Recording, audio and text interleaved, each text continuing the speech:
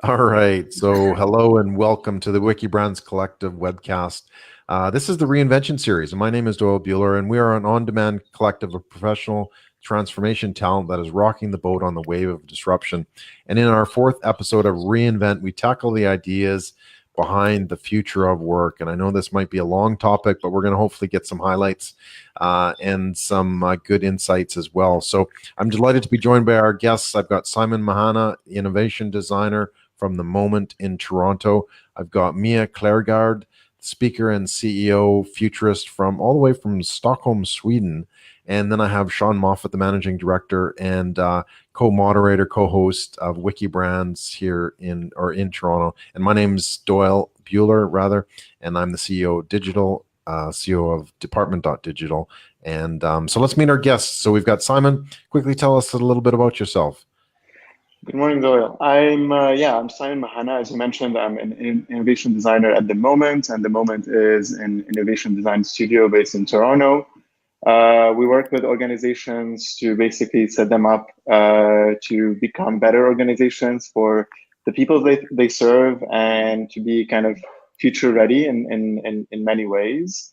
And also do some work for the Design Festival in Toronto, which is also a platform that I leverage for a lot of the conversations around the future of work.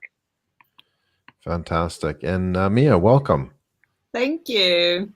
I was just going to say it's wonderful to hear you, Simon, because what we have to do now, or what lays in front of us, is a really big job to transform all our workplaces and also our leadership. And that's my passion and what I work with today.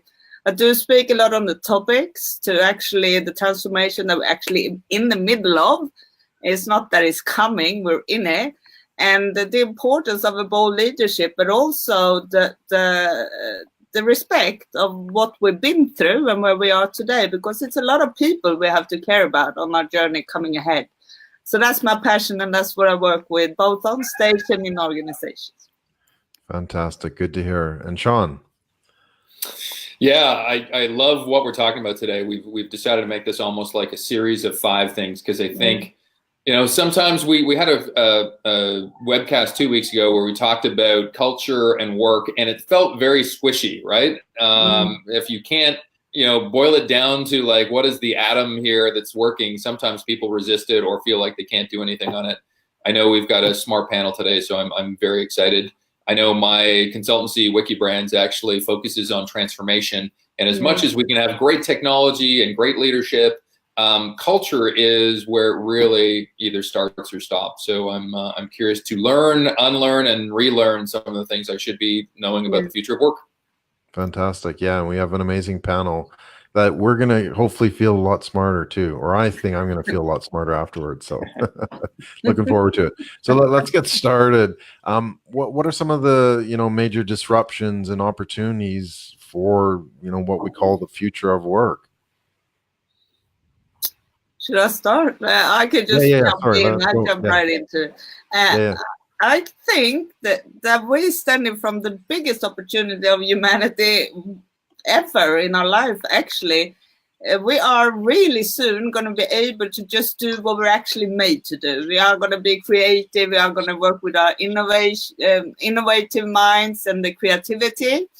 And that's basically what we are as human beings. But in a very long time, we've been in a different society, and respect to that society. But what's coming ahead is actually what we're meant to be doing. I'm usually saying we're moving into an era of freedom, of creativity, of power. And that's in itself is it's scary, because we've never been doing that before, but also that's actually releasing a lot of the stress that we feel today in a society that actually are not made for us.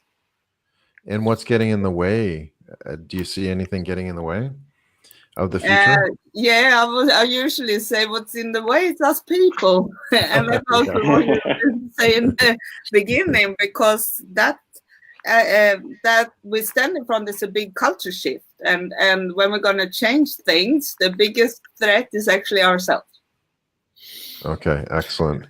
Yeah, good I'm position. just going to build on that and say I also love the positive framing, because for me, I tend to also, when we're looking at the future and all of those predictions, there's always the two discourses, one that is very negative and very pessimistic, and one that is very positive. And I tend to kind of gravitate towards the positive and look at, what technology will enable us to do, what all the new forms of work will enable us to do. And I think there are a lot of opportunities there, as long as we have the right guidelines in a way, and the right principles and values to bring it into that work and shaping how this future will look like. Yeah. Okay. Cool. And Sean, do you want to take a stab at it? Well, I'm a pretty positive person by trade, but I feel like on this panel, I may be the one that goes negative on people, because I just love the unbridled enthusiasm about the future. I think in an ideal world, I'm completely on both Simon and Mia's points of view here, that we've been imprisoned by this 50-hour work week with jobs that we probably don't like. And I'd love to get to that hump, get over that hump. But part of me goes, one of the biggest stressors I have about this whole area is we got to employ 7 billion, 8 billion people, or at least have some means for them to live in society and have a salary or whatever we have in the future. And as much as I have optimism, we're going to talk about how we go about doing it. I have a certain level of pragmatic reticence about how is that all going to happen. And unless governments and business and people play a big role in this, how does it not go down the road of, wealth being centered into few people and work not being kind of that nirvana that it should be. But I'll try to stay positive, because positivity is contagious. So okay. Yeah. And how will we not get bored with our jobs? We will not. No, I'm just going to add on there what you say, Sean, because I think it's really important.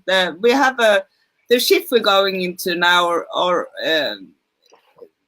also demands a lot of reflection. We can't just jump in the new technology or jump out in space as we're doing now. We also need to take a step back and reflect upon what we learned from the last decades and what we want to bring in the new decades. And so, because otherwise we don't bring the learning process with us, so we can actually bring in things that we don't want in the new society. Or I usually talk a lot about the space, because moving into space as we are now, and as NASA said last week, that the money that's going into the space industry, I think, will help with that reflect moment that we need to have. Because last time we were in space, a lot of things happened with humanity on Earth. And I actually think that that's going to happen now, or I pray that we actually take a step back now and say, when we have the angle of space, we have another different angle, because we move out of Earth, which make us look at Earth in a different perspective, hopefully bringing humanity back to one. And we actually can take a lot of these dialogues that we need to have, bringing in the values, the ethical into AI and everything that we need to actually address today, that we step around, but we don't actually get into the dialogue and actually put it on the table and take it. So do you mean that we're creating that extra awareness then? Yes, I think so. But this is today a development that happens, I think, has been happening a lot in silence, because the space technology, which actually is the first forefront technology that's been used for army and military forces, at the moment we're opening up and putting that into the commercial industry, which actually is going to create a huge difference for us as humanity, because we're going from being closed military business to actually open up to the commercial market, which actually bring us the forefront technology to solve the global challenges on Earth. And I think that's the different angle that's actually going to shift a lot, because that's where the dialogue needs to happen. We need to take it in our organization and our jobs and our whereabouts where we are today, but it needs to be addressed on a higher level. It don't take away the responsibility as we have as leaders today in our businesses to address the dialogue, but it needs to be taken on a higher level. Yeah, I'm also I think we lost Sean, but I also wanted to make sure that our positivity doesn't come across as being naive. Like, we're aware of the challenges, and I think there are a lot of things that we need to be mindful of. Like, we know Sean mentioned the technology being centralized, and we know with technology comes a lot of power, and it's about figuring out the right ways to give access, to really empower and enable other people to kind of step into the space and kind of make the most of it too.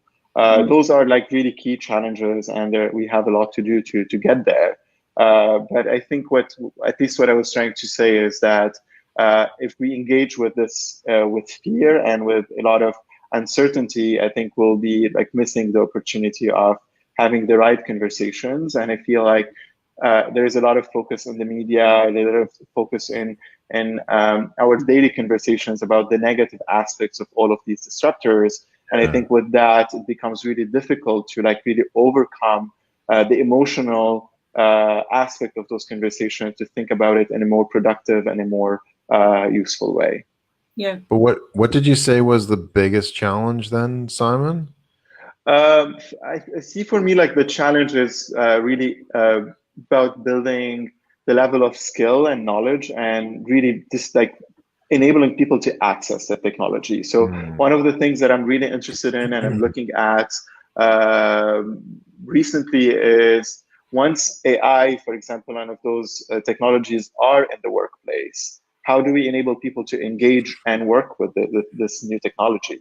So we know there is a gap there is a skill gap.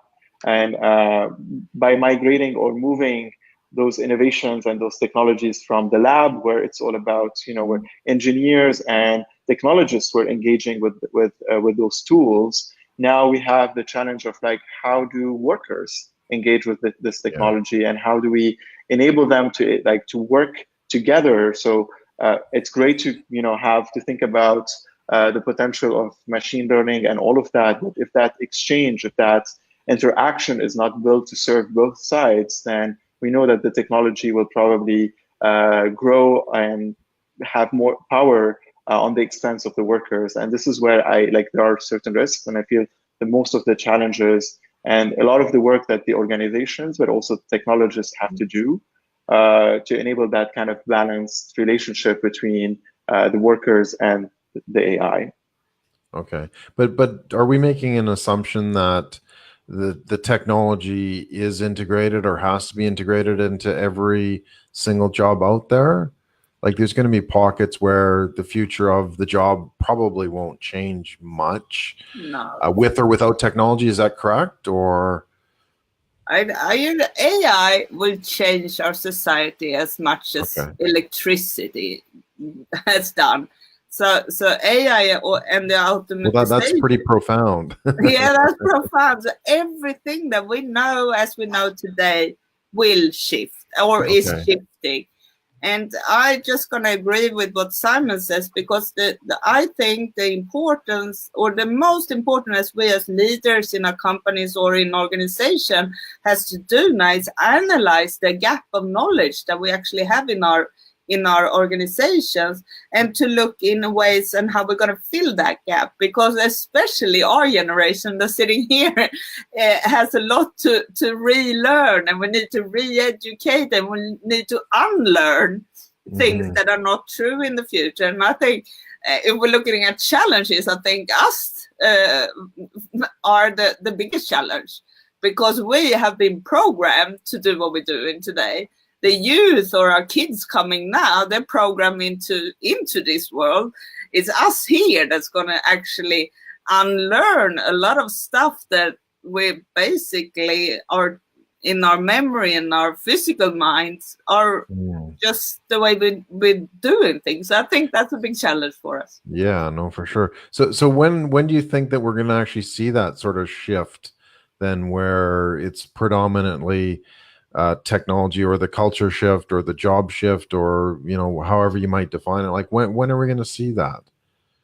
So I think this will happen at different stages. I think what I notice is that sometimes we think about this as an end state, and I think it's just kind of an evolution. So things will change, things will evolve, will unfold gradually. And I kind of avoid those kind of milestones, avoid those kind of even time frames, because we see now that there are already some organizations that are in that space. They are probably ahead of the curve, and they're really working to have those integrations happen. And while other organizations, more legacy organizations, and maybe governments will take some time to kind of get on that train. So things will happen in I think on different rhythms, and it will unfold as we go. And I think also the technology will keep evolving. So this is why I don't like to think about it as an end state, but probably stages. And yeah, go ahead, Mia. Go ahead, no, Mia. I just said the process. When you spoke, it's a process that word. What's the process then? I just agree with Simon. I'm just nodding all the time, because I think we're like in a process, and it will evolve when we're ready. But what I think that we in the Western world would have the more challenges than the developing countries, because they don't have a history. We have a history of like that's where we come from, and how our company's been built up and organized, and how the production has been going in the company, and everything there is set for decades. And we have to change that to do things in a new way, in a better way and more effective way, of course. So it creates better business for us, but that includes change. And change is scary for anyone, because it's moving to something new. And what we have in the developing countries is they don't need to change. They can just leapfrog us into the new society. I was going to say that. So that we kind of have negative momentum, really, quite honestly, that carries forward from the stuff that we've been used to. Yeah. Whereas, the other countries, the developing countries, absolutely, they can leapfrog. They take the technology and use it then and there. They don't have to worry about the infrastructure or what was there before. No. Yeah. So that brings up a good point. Did they have, let's say, developing societies, when they had the introduction of mobile phones, and they didn't have to go with sort of telegraphs and go through that sort of longer process. Did we see something that might indicate how we might be able to do things in the future based on that? This is a good question. Well, I think I agree in certain ways that having to not go through like the transitions and like migrating people through different systems and platform might be a good thing. But I think the bigger question for me, and I know that will not answer your question, but is it again goes back to access. We know that technology and like especially AI and all of those new technologies kind of live on one side of the world, and it goes hand in hand with the level of power and wealth.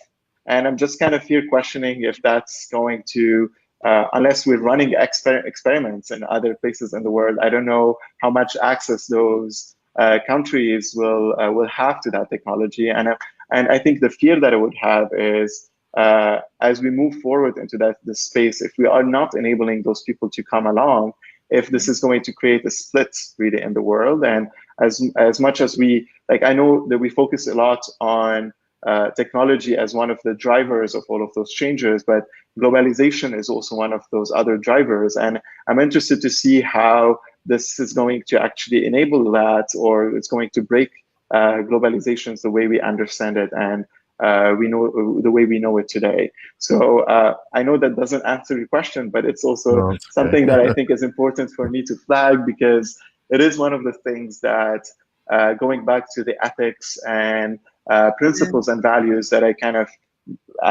have a lot of concern about, and I'm not sure what the real strategies to go around that.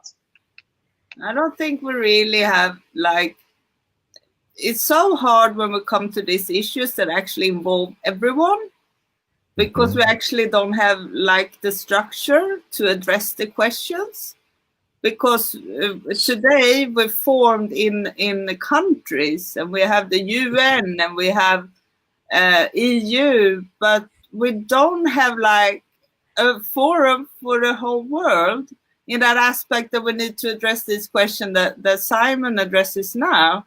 And that goes with everything that evolves now, because globalization is actually moving also so quickly, and urbanization, which means 2050, we 70% of the people on Earth are living in mega cities, which means that we have no countries anymore. It means that we're living in cities all over the world, as you are now in one of the biggest ones in Singapore. So we have all these things that like transforming the way we think and learn and act as one human civilization. And I think it's really important that it starts like this in a conversation, but it has to be like a forum where we actually do take the bigger horizon in the question and address them to see of the solutions. Yeah, no, that makes sense. So are we going to see, like, kind of going back to the future of work, are we going to see, and what you're talking about earlier, that there might be sort of these groupings? So let's say we have let's pick an industry, auto manufacturers in Europe as opposed to auto manufacturers in Brazil. Are they going to sort of progress at the same rate, or are there going to be pockets where the technology may be more advanced than, say, elsewhere in that industry? Is it safe to say that, or will all of those groups sort of progress at the same level? Ooh, how interesting. I think the one that embrace the future of technology first are the ones that's gonna lead the business.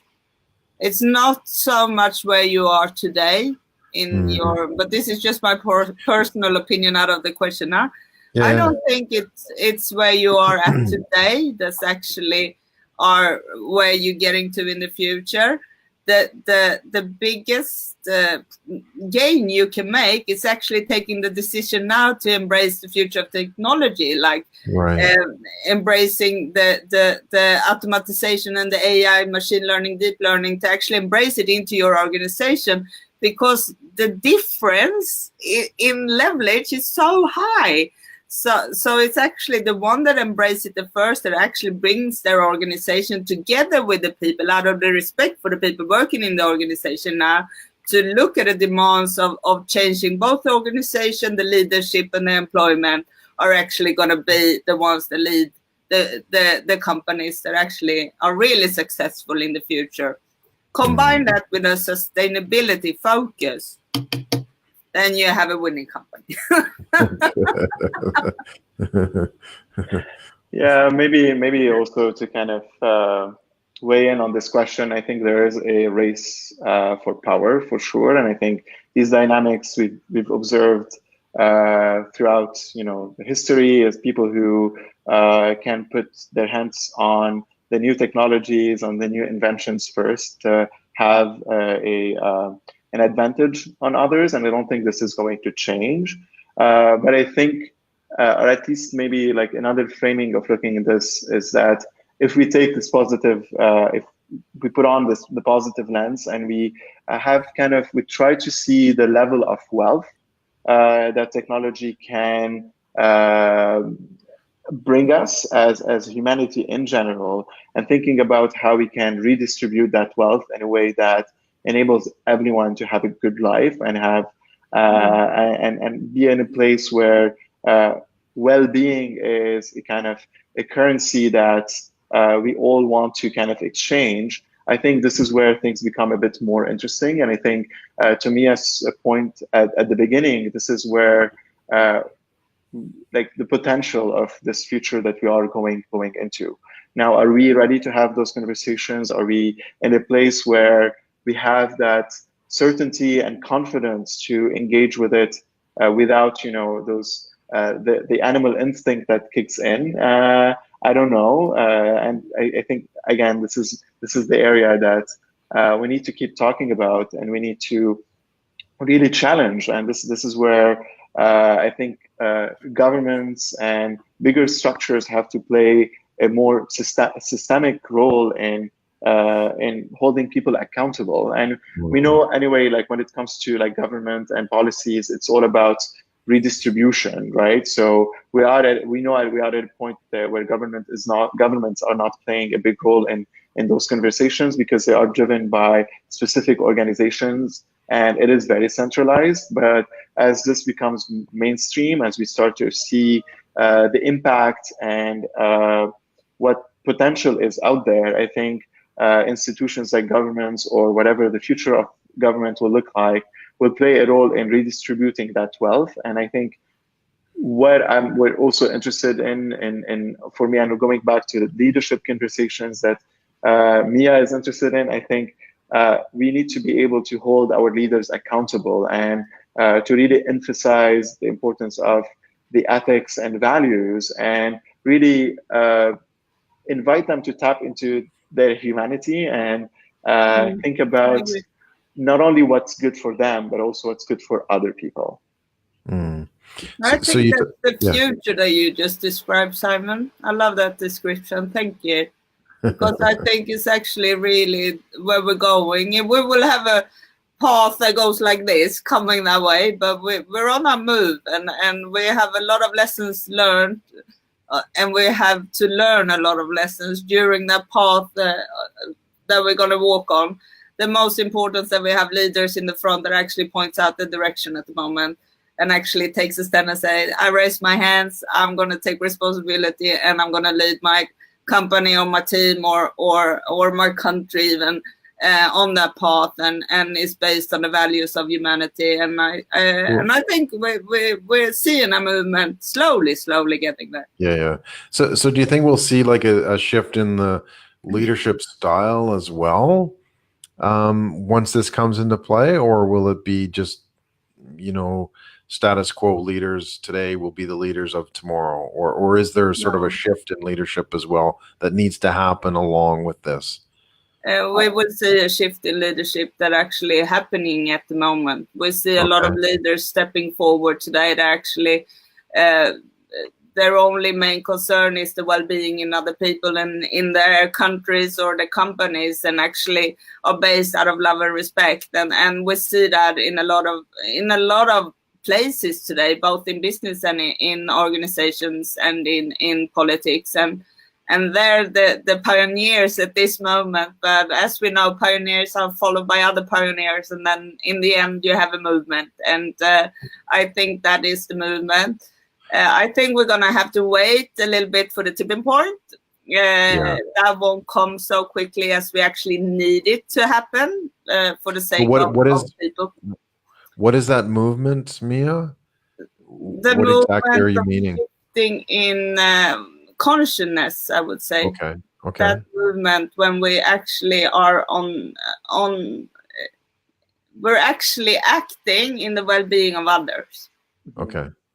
Yeah, I echo that, and I think I totally agree that we are seeing the shift. We see now a lot of businesses coming forward with purpose. So I also work for an organization that is purpose-driven, and it's something that is very inspiring. And I think this is a lot of people are looking for values in work that are beyond just like the financial reward. And this is, I think, an invitation for leaders to become more human. And I think the trends that we are seeing is self-aware, more conscious leadership style, more dynamic, also knowing that the structures in which we work today are changing. So the leadership styles, or where leaders sit in the organization, are also changing. So we see the emergence of a lot of also speaking to my experience with my organization being a holocratic organization. Right. So the style of leadership is not the classic leadership that we see out in the world, but we are not we're not the only organization that is moving into that space. We see a lot of also other organizations doing that. And I think this is really enabling in many ways. And it is an invitation for leaders to be more human, more connected with their human side, but also to take their organizations as a whole into a much more meaningful and a better place. So how does the we talked about the institution of government, but what about the institution of education and the culture of learning? Like, what's going to have to change to accommodate this new skill set and new mindset that we're talking about? A lot. I think also being an academic, I have been always I can see that the school system that we have today is actually based on the society that actually we're leaving, and we have a really big challenge of changing the education system. We see different ways of trying to educate people are coming in, and that's the way we're going to educate in the future. But of course, when you have an institution and a school system, if you're in Australia or if you're in Canada or the States, it's all the same. It's been a system and it's been there for so many years. When I went to school, the school looks the same as when my mother went to school. And when my mother went to school, it looked the same as when my grandfathers went to school. And for God's sake, and it looks the same today when my kids go to school. And God, will they come out in a society that's completely different from when I came out. So we're not preparing our youth today for the new society that we're talking about on this webcast. We're not taking our responsibility today because we don't really know how to grasp the challenge that's ahead of us, because that's a big system that we're talking about, that actually had a system that's been trained to giving knowledge to the kids, and they've been saying, yes, I understand, and repeat the knowledge, while we're going out to a whole new place where knowledge is everywhere.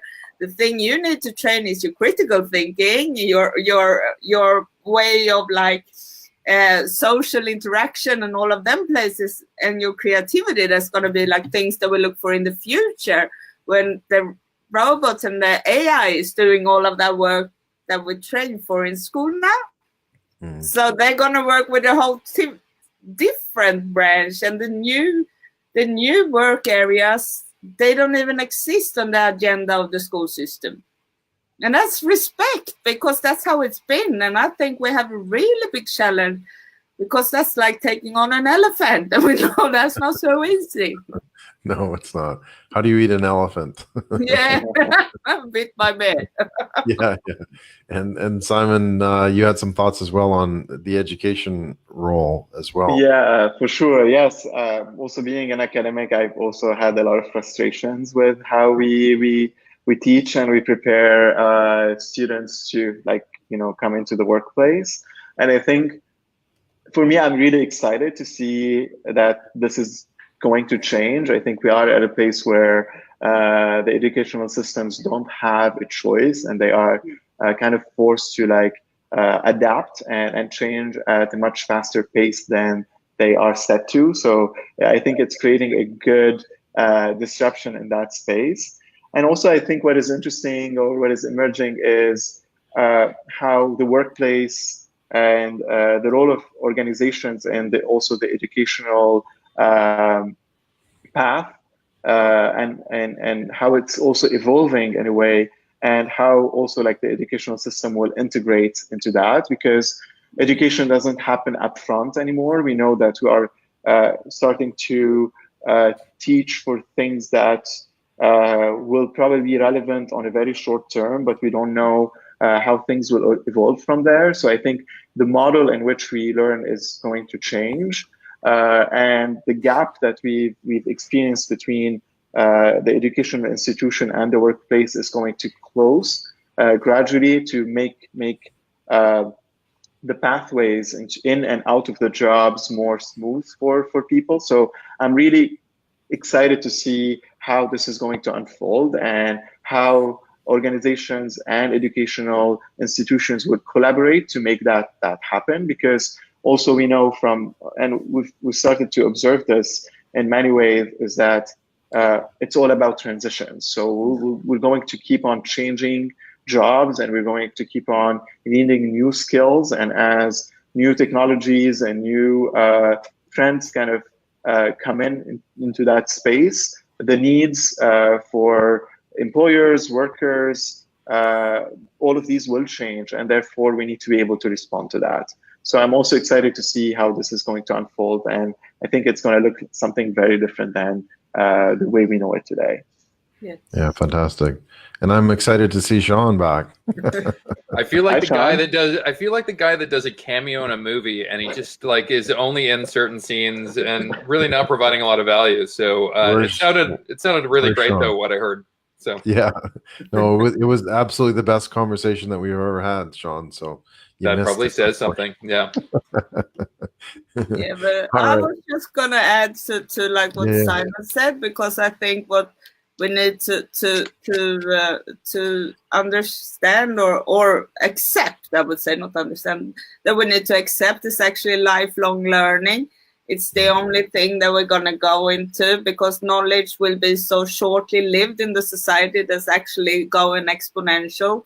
And when we're going into exponential development, like we're in the beginning of now, and it's only going to go faster and move more than we ever known, I think to really get comfortable by knowing that you can't take a 4-year education in the university and then be done for the rest of your life, because that knowledge will be not useless, because all knowledge is good, but you're going to have to add on new knowledge a lot of times during your life. And I think that what we need now is to really understand that being where we are in our life, we need to understand that we need to learn a lot.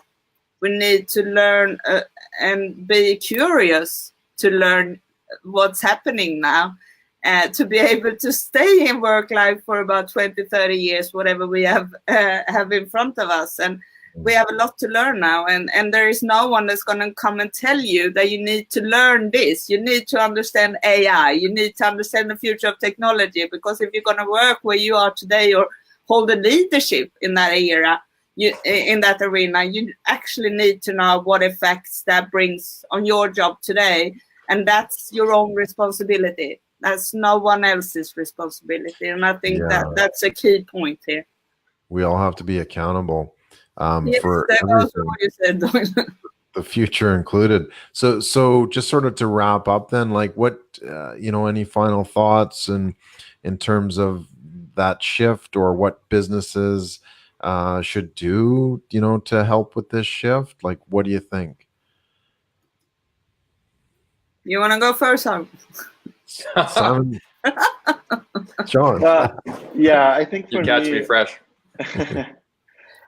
I think for me, the question that I like, or at least the way I'm looking at this, is what the organizations need to start looking at is not the question of what the future of work will be. It's more about how to set up the organizations to navigate the future of work. So looking at what strategies, what like principles they need to also set for themselves to kind of really be able to engage and enable people within the organization. And I think also like the question of being part of this discourse and not kind of standing behind and waiting for the future of work to just happen to us, but to like really have an opinion, have a perspective, and to actively be engaged in shaping that future. And in a very simple way, I think the question that we need to keep asking ourselves is the future we are creating good? And does it make the life of our people or our employees and our customers better? And I think with that simple principle in mind, I think people will be able to make better decisions. And this is something that gives more agency to the people who are engaged and have impact on the future of work today and also in the future. Fantastic. Excellent. Thanks. And Mia, what would you, final thoughts? Yeah, I'm just gonna, I think what Simon says is really, really important. And that comes to looking where you stand today. And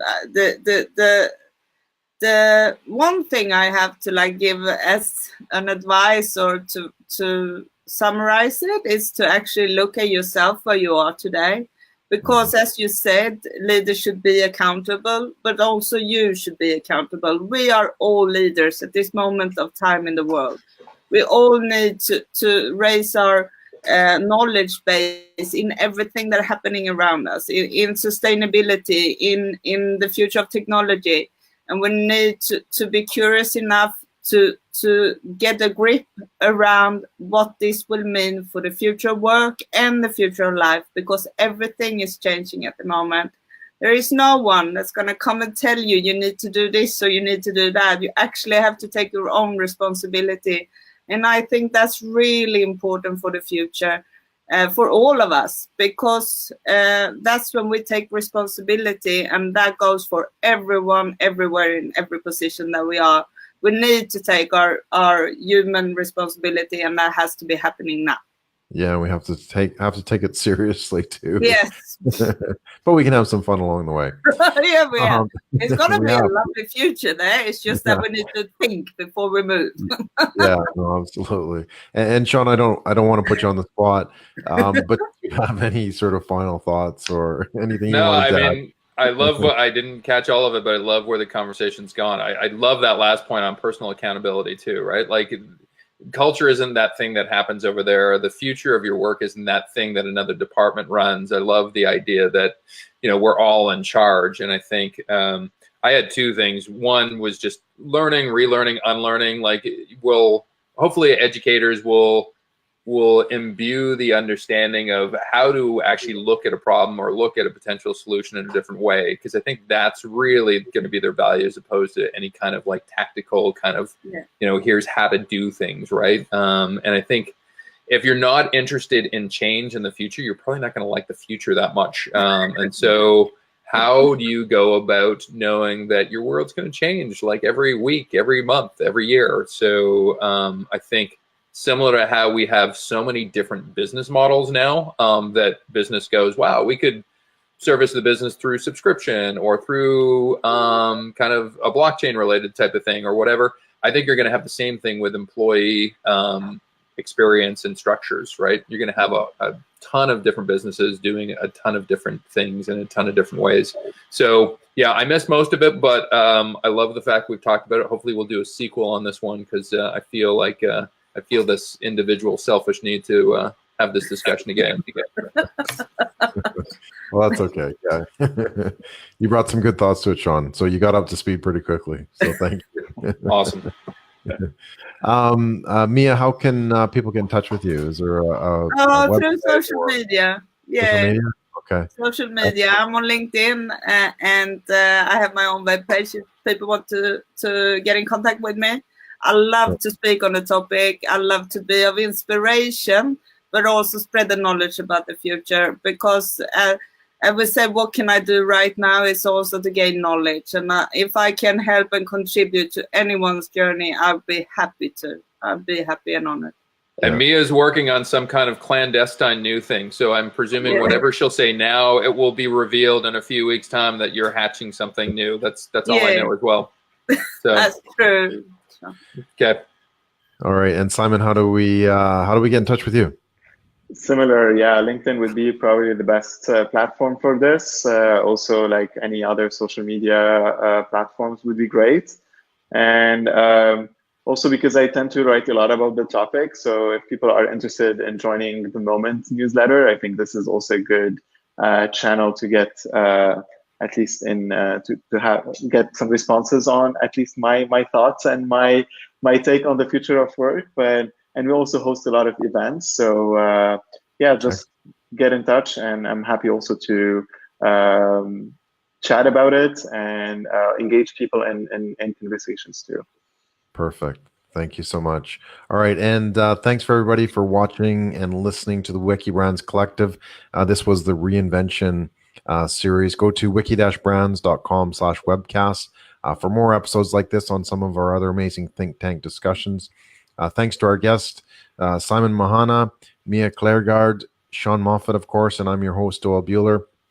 If you learned something, please like and share, or simply ask us a question and we'll respond as quickly as possible. As I said, we've got some amazing shows coming up as well on the Wikibrands Collective webcast. Take a look at wiki-brands.com/webcast to find out more. Thank you all, and we will see you online. Thanks, everyone. Thank you. Bye. Bye now.